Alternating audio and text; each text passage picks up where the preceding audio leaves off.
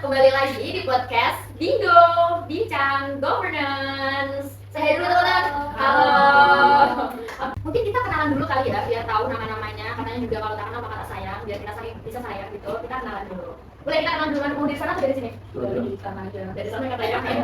Boleh kenalan nama, semester berapa sama tugas aja. Nama saya Nanus Gopami, semester 4 ini kita angkatan. Oke, perkenalkan nama aku Devna Dini, aku biasa panggil Devi. Salam kenal teman-teman. Oke, semoga. Perkenalkan teman-teman, nama aku Dita Nuralida, aku juga semester 4. Panggilannya siapa panggilannya? Panggilannya Dita. Oke, kalau aku juga sekarang Zara, biasa dipanggil Dinda, aku juga semester 4. Oke, ya baik di TikTok aku tuh berseliweran banget salah satu leader yang ada di Indonesia gitu. Kalian berseliweran banget siapa? Ibu yang gengsi banget itu bukan? Kalau dia itu kan gak balil, Kak. Jadi beda ya. Nah, itu juga lagi viral sih, tapi kita gak akan bahas itu. Kita akan bahas salah satu gubernur di Maluku Utara, bukan salah satu sih, emang gubernur di Maluku Utara, yaitu Bu Shirley Juanda. Pernah dengar gak? Pernah dong pasti. Pernah. Banyak banget dia baik aku ya, berseliweran tentang Bu Shirley Juanda gitu. Oke, ada beberapa pertanyaan yang aku pengen tahu aja sih. Gitu. Menurut kalian menarik gak kepemimpinan yang dilakukan oleh Bu Shirley gitu? Kalau dikaitkan dengan tadi tema kita tata kelola kelembagaan, tata kelola pemerintahan. Menurut aku pribadi itu sangat menarik karena di sini kita bisa kayak meng-highlight itu tiga ya. Yang pertama itu ada governance sama governance publik. Kalau misalkan dilihat dari government, dia itu kan merupakan suatu sih itu kepala daerah atau gubernur di Maluku. Tetapi secara governance itu gimana sih tata cara komunikasi ataupun cara mengkoordinasikan antara berbagai banyak pihak nih, entah dari KPK, terus kejaksaan, swasta, dan juga sama pihak publiknya gitu. Gimana misalnya ini mengkoordinasikan atau menyatukan pandangan nih biar si Maluku ini tuh maju gitu. Nah, ini tuh relevannya sama teori governance publik yang keputusan publik itu nggak cuma menjaga, tapi juga harus nilai konstitusional itu bukan hanya kayak sekadar nilai, tapi dia juga punya prinsip akuntabilitas, transparansi, dan juga keadilan dan lain-lain gitu yang sebagaimana emang itu tuh penting gitu loh buat seorang pemimpin. Apalagi kita tahu ya bahwasannya Bu Shirley ini tuh gubernur yang sangat gengsi, dan pada awalnya tuh kita pasti tahu Bu Shirley itu mau menjadi gubernur kan, karena dia melanjutkan dari cita-cita almarhum suaminya gitu. Yang kita ketahui bahwasannya Bu Shirley itu dulunya pengusaha tambang. Iya. Pemisahan hotel juga. Nah, bagus banget di swasta. Di industri maksudnya. Iya, menarik banget ya emang pemimpinan beliau ini. Ada tambahan lagi nggak kalian pendapat kalian gitu? Nah, kalau juga dipandang dari kapasitas kelembagaan yang dia punya, sebuah kapasitas kelembagaan itu bisa bagus kalau yang mimpin juga bagus. Jadi di beberapa berita mengatakan bahwa survei dari yang dilakukan oleh Indonesia Politik pokoknya intinya itu survei di Maluku Utara, masyarakat Maluku Utara itu memiliki kepuasan sangat tinggi kepada kepemimpinan di Ibu Shirley Juanda ini. Itu sekitar 81% masyarakat Maluku itu sudah puas dari survei, 41% survei dari masyarakat gitu. Jadi intinya bisa diintikan atau disimpulkan bahwa masyarakat Maluku itu sangat puas atas kinerja yang dilakukan Bu Shirley. Keren sih ya, dari kepemimpinan beliau tadi berarti sangat menarik emang juga hasil kepemimpinan seorang Bu Shirley. Apalagi beliau perempuan kan, biasanya perempuan agak diragukan gitu. Perasaan juga masih mendominasi banget. Terus juga perempuan kalau di Indonesia masih agak diragukan daripada lelaki. Menarik. Oke lagi nih, menurut kalian ya, kan banyak nih yang bilang beliau memimpin di medan perang birokrasi yang sedang krisis kepercayaan. Ini kan banyak berita-berita. Terus juga kemarin ada banyak berita pemerintah yang keluar dari jalur gitulah, banyak yang nyeleneh gitu. Nah, menurut kalian seberapa berat sebenarnya bukan sebuah lembaga publik ini yang untuk ingin memulihkan legitimasinya setelah sempat tersandung kasus hukum? Menurut kalian gimana?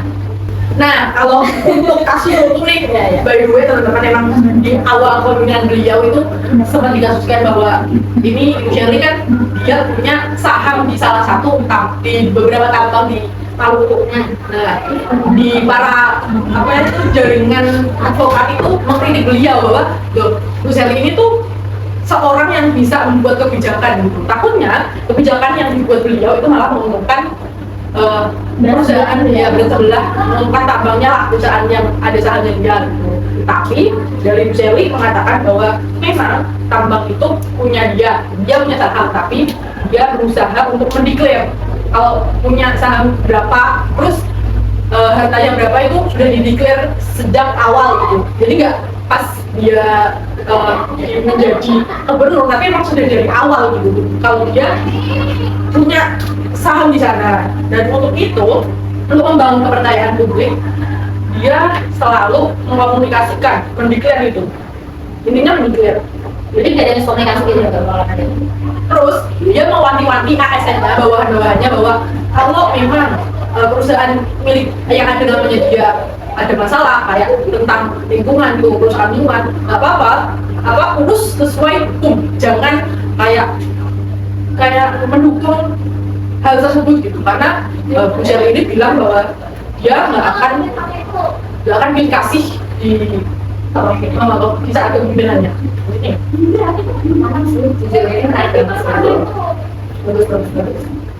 Lanjut ya, tadi udah jawab gitu. Terus aku juga mau nanya lagi.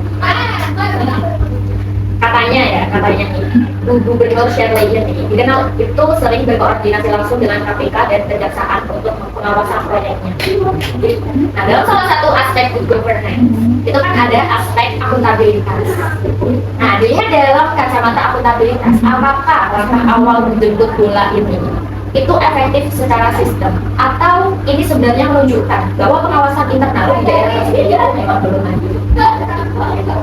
Gimana nih menurut kalian perspektif anak administrasi publik? Nah, kalau dilihat dari sisi Google, ini sebenarnya juga langkah untuk strategis itu kan ada kolaborasi atau koordinasi dengan KPK.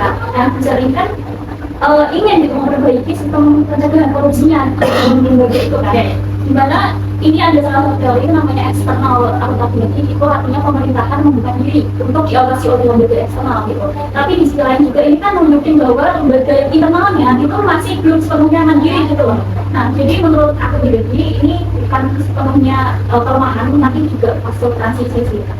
Sampai transisi di mana pemerintah daerah di sana sedang berusaha untuk memperbaiki lembaga di dalamnya dengan bentuk pihak agar nantinya suatu saat nanti bisa memimpin. Ini kan lebih mengoptimalkan gitu ya. Bagus sih. Nah, tadi kan kita belajar tentang akuntabilitas ya. Salah satu aspek good governance itu juga ada partisipasi. Saya lihat juga, tadi kan aku udah bilang kalau di berbagai pihak tuh banyak banget berseliweran tentang Bu Shelly yang kinerjanya itu ditampilkan di TikTok gitu, menjadi konten. Apakah menurut kalian, aduh kayak kuis banget ya, jujur kayak kuis. Oke, apakah transparansi digital lewat medsos ini sudah bisa dianggap sebagai bentuk tata kelola yang akuntabel, atau jangan-jangan hanya sekedar strategi public relation atau hanya gimmick? Kalian gimana? Ada posisi kalau orang-orang kan biasanya sekarang bukannya dari medsos gitu kan, dari TikTok atau Instagram, kalau dipublikasikan di akunnya pribadi, mungkin ada beberapa orang itu percaya dan yang tidak, tergantung realitanya gimana. Gitu ya. Jadi Bu Shelly juga kayaknya aku pernah dengar, Bu Shelly juga percaya sih kalau dia tuh emang kerja nyata gitu. Dokumentasi itu bukti kalau dia kerja nyata gitu, nggak sekedar hanya gimmick. Atau menurut kalian tantangan terbesar apa yang dihadapi beliau saat harus mengubah budaya lama di birokrasi Maluku Utara agar selaras dengan standar tata kelola yang modern? Jadi dari perspektif reformasi birokrasi, di mana tantangan terbesar bukan pada aturan, tapi kayak mungkin mainkan budaya kerja dari Maluku itu mungkin ada budaya kayak korupsi kecil-kecilan, terus ada kayak tentang etika gitu ya, mungkin etika birokrasi gitu. Nah, tapi itu maksudnya ke informal institution yang dimana ada kebiasaan, ada patronase, dan juga resistensi terhadap keterlibatan gitu. Jadi karena Bu Shelly ini tuh sangat menjunjung tinggi transparansi dan juga akuntabel, jadi semua masyarakat yang percaya sama dia bisa dilihat dari situ. Mungkin di kepemimpinan ke belakang itu tuh sulit gitu loh, transparansi itu mungkin sulit gitu diakses sama publik gitu. Nah, di sini tuh juga disebut sebagai institutional change yang menyebut bahwasanya birokrasi itu sering mempertahankan jejak lama, mungkin karena mereka terlalu nyaman. Oh, karena mungkin ada transparansi yang dipublikasikan oleh pemimpin sebelumnya, tapi mungkin kayak sekedar dari sisanya aja gitu. gitu loh. Dan itu nggak jelas, tapi masyarakatnya tuh nggak mempertanyakan. Nah karena udah nyaman di lingkungan itu kayak ya udah jadi masalah gitu. Nah sedangkan Bu Sherly itu dia lebih kayak walaupun rakyat jarang yang mempertanyakan, oh ini membeberkan secara luas gitu secara ini gitu. Dan juga pernah lewat di FYP TikTok aku bahwasanya Bu Sherly ini tuh mengubah insentif structure yang dimana itu dia memberikan penghargaan gitu para pegawai. Jadi pegawai itu kayak berlomba-lomba dia itu menjadi orang yang paling baik gitu loh. Jadi nggak cuma baik soal di muka doang atau di sosmed, tapi emang kinerjanya lebih bagus gitu. Dan tapi ini menurutku butuh waktu yang lama sih, karena penyesuaian dari budaya lama ke budaya baru itu emang nggak segampang itu. Iya benar sih. Ini ya budaya yang asal gue senang, tau nggak? ABS ya, asal gue senang. Asal gue gak senang BPS. Itulah pokoknya itu jadi di kepemimpinannya Bu Sherly ini harus ditinggalkan sih. Terus ya aku mau nambahin, kalau dilihat dari yang kita kenal dari Weberian itu sistem pemerintahan menurut Weberian yang ideal. Bu Sherly itu juga memegang teguh hal itu walaupun dia melihat bahwa pemerintahan yang harus dijalankan sesuai dengan regulasi yang ada. Terus sistem meritokrasi itu sangat amat dijalankan dan juga seperti dijelaskan oleh Devi bahwa insentif karena kompetensi bukan karena asal bapak senang gitu. Jadi sistem meritokrasi beliau bilang yang pernah dibilang saat wawancara itu meritokrasi sangat amat dijalankan, bukan cuma omong kosong doang, dan juga bukan impersonalitas juga ya Bu Sherly itu orangnya.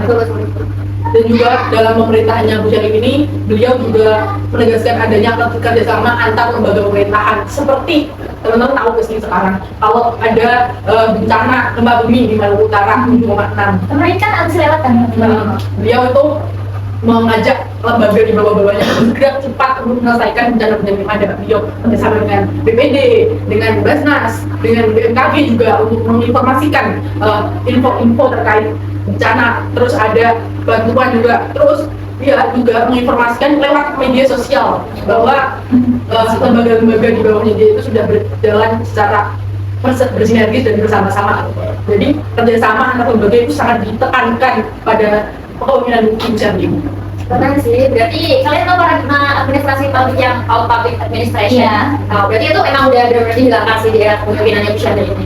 Ya udah transisi, udah masuk transisinya cepet banget. Juga benar sih bagus banget ya diterapin sih.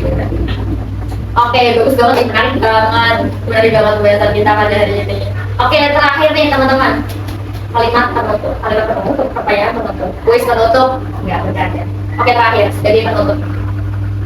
Jika kalian harus memberikan skor, apakah model tata kelola yang diterapkan di Gubernur Sherly ini sudah bisa menjadi role model bagi daerah lain yang juga mengalami krisis tadi yang kalian sebutkan atau tidak? Skor dulu berapa? Terus habis itu jelaskan alasannya kenapa. Kalau dari aku, mungkin antara 8 sampai 9 per 10 gitu ya. Kenapa? Karena Bu Sherly itu dia nggak nunggu dari permasalahan itu datang dulu, tapi dia udah kayak melakukan pengawasan dulu loh. Kan dia kayak apa ya, menyaring gitu kan. Abis disaring itu dia langsung tahu gitu loh arahnya kemana. Kalau misalkan, contohnya tadi kan gempa bumi ya. Gempa bumi itu dia sebelum itu ada itu udah bekerja sama dengan lembaga-lembaga gitu kan. Nah, kalau misalkan Bu Sherly ini nggak menjemput bola atau kurang mengkoordinasikan antar lembaga, kalau misalkan ada gempa bumi kita ngapain sih gitu, itu pasti juga mereka koordinasinya kurang kan. Mungkin ada tugas lembaga lain yang diambil alih oleh lembaga lain gitu, karena mereka pikir kayak ini tugasnya sekalian aja gitu. Jadi benar-benar di situ tuh kewenangan itu bisa dihilangkan gitu loh. Terus juga di situ tuh Bu Sherly kan sering kunjung ke masyarakat juga ya, jadi dia juga lebih sering mendengarkan keluhan dari masyarakat gitu. Jadi di situ pelayanan publiknya itu benar-benar kayak berbasis masyarakat gitu loh. Partisipasinya sangat diikutkan seperti itu. Kalau dari aku kayak gitu. Apalagi tadi kan banyak ini ya di upload di sosmed juga, itu kan bisa dipantau sama masyarakatnya juga ya. Partisipasinya harus jempol ya. Oke, menarik banget. Tema pada hari ini ya, membahas tentang Gubernur Maluku Utara, bagaimana beliau mengelola pemerintahannya gitu. Tentang bicara tentang gubernur tadi ada akuntabilitasnya kayak gimana, transparansinya kayak gimana, terus juga ada partisipasi publik yang lewat medsos dan lain-lain. Oke teman-teman, thank you banget karena udah sharing tentang pengetahuannya di sini, udah berbagi pendapat satu sama lain, terus juga udah berkenan juga mampir di podcast Bingo ini. Thank you banget ya sekali lagi. Habis ini kegiatan kalian apa? makan kan apa ya nanti udah kan disediain kelas makan kan jadi Yo, banget bingo harus dapat bingo guys.